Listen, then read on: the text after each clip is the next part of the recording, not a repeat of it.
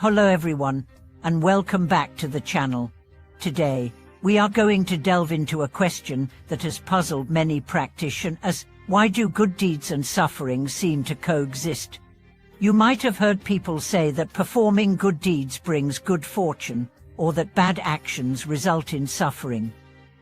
But what happens when this doesn't seem to be the case? Why do we continue to experience hardship despite our efforts to do good? In this video, we will explore the complexities of the law of cause and effect in Buddhism and how it relates to our practice and spiritual growth. The law of cause and effect, a fundamental teaching in Buddhism. Before we dive into the core issue of why good deeds and suffering coexist, let's first understand the law of cause and effect, which is a central tenet in Buddhism.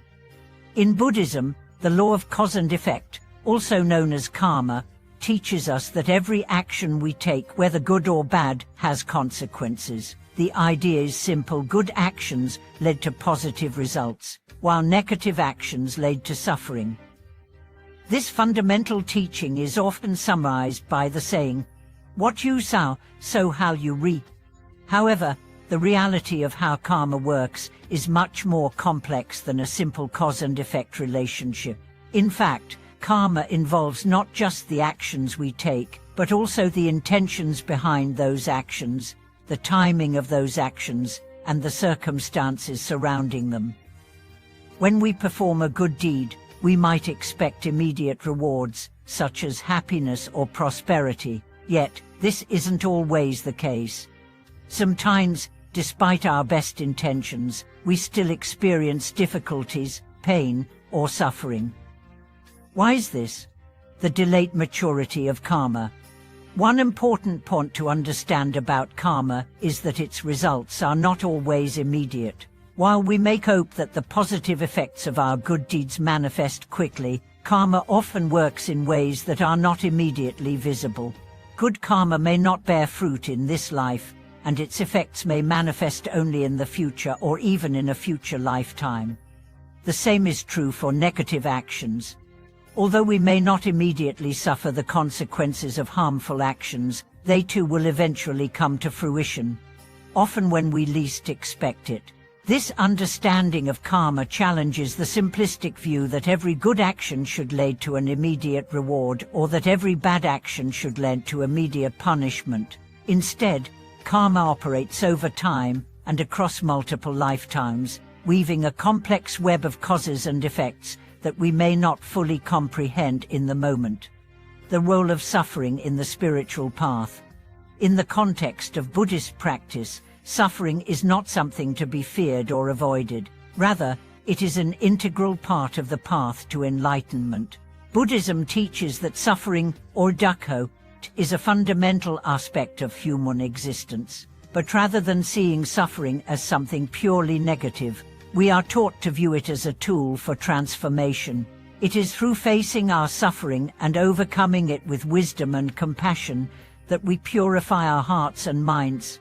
The Buddha himself encountered great suffering in his own life, and it was through his own personal experience with suffering that he attained enlightenment. His teachings, therefore, emphasize the importance of confronting suffering rather than running from it. As we face hardships in our lives, it's important to remember that these difficulties can be opportunities for growth. They allow us to cultivate patience, compassion, and a deeper understanding of the nature of life. Why do good deeds and suffering coexist?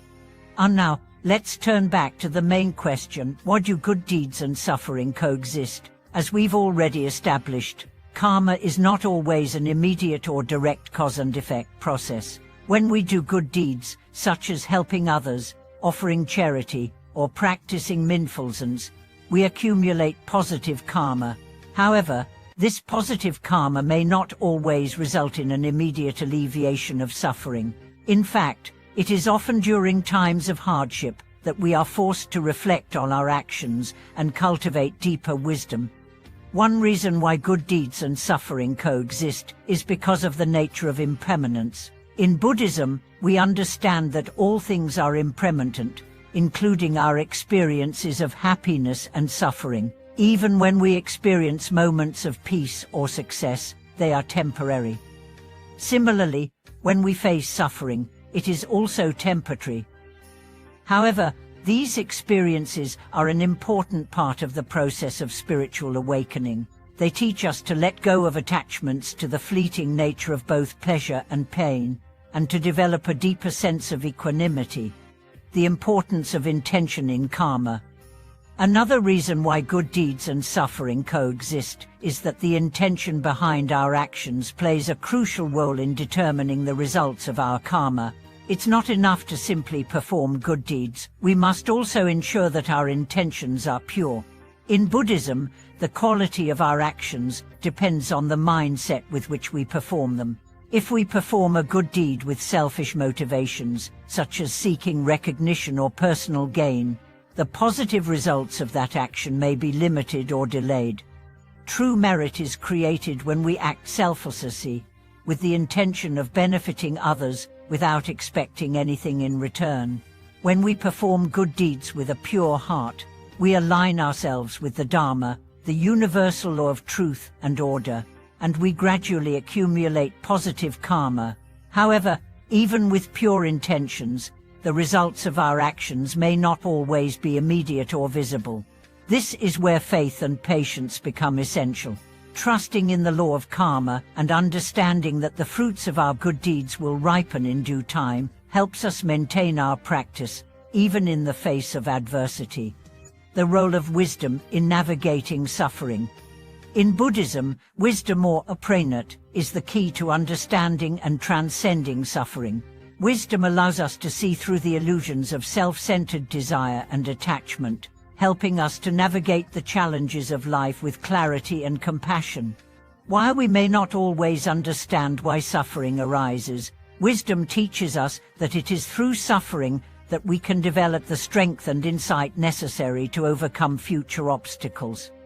One of the most important aspects of Buddhist wisdom is the realization that suffering is not inherently negative. It is an opportunity to develop compassion and understanding for others who are suffering. When we face our own pain, we begin to see that others experience similar challenges. This realization fosters a deep sense of empathy, which in turn strengthens our bodhisattva, the desire to awaken for the benefit of all beings. Concludes and the interplay of good deeds and suffering on the path to awakening. In conclusion, while good deeds may not always result in immediate rewards, they are still essential to the path of spiritual awakening. Through good deeds, we accumulate positive karma, which gradually purifies our mind and brings us closer to liberation. At the same time, suffering is an inevitable part of the human experience. Rather than viewing suffering as a punishment, we should see it as an opportunity for growth and transformation. Remember, karma operates over time, and the law of cause and effect is more complex than it first appears. It's not about immediate results, but about the accumulation of actions and intentions over lifetimes. By practicing with patience, compassion, and wisdom, we can navigate the challenges of life with greater ease and understanding, moving steadily along the path to awakening. Thank you so much for watching this video. If you found this content helpful, please like, share, and subscribe to our channel. If you have any thoughts or questions, feel free to leave a comment below, and we will respond as best we can. May your practice bring you peace and wisdom.